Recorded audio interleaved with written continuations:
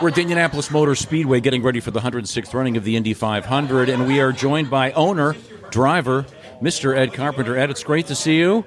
Good to see you, as always. And as the guy that owns the car and drives the car and has to boss somebody else around, which hat are you wearing now? Are you in the pure driver mode now? Yeah, 100%. I don't do much owning.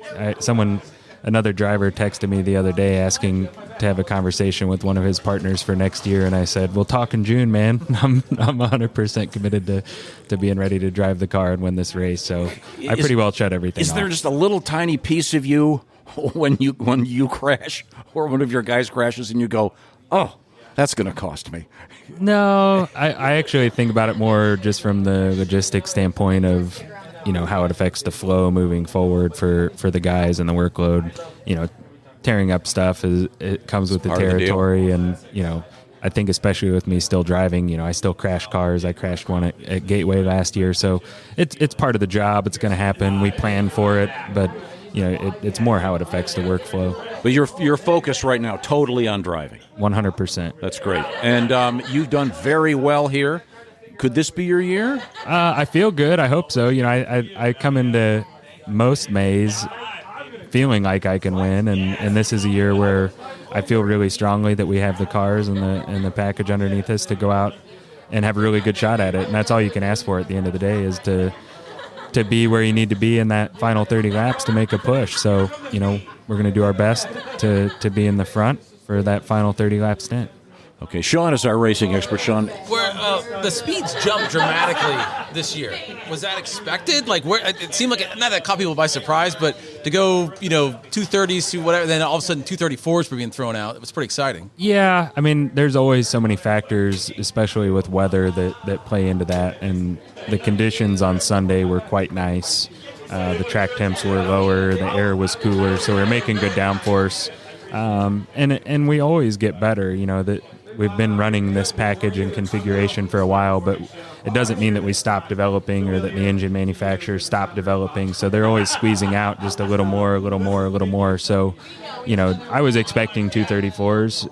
I had told a group from Butler University that was out here before we even got on track that I thought the pole would take a 234. So, we have a lot of information that the outside world doesn't from a simulation standpoint and everything. So it was about where I thought it would be. Can you tell the difference? Without looking, to me, at 210, I'd be crying.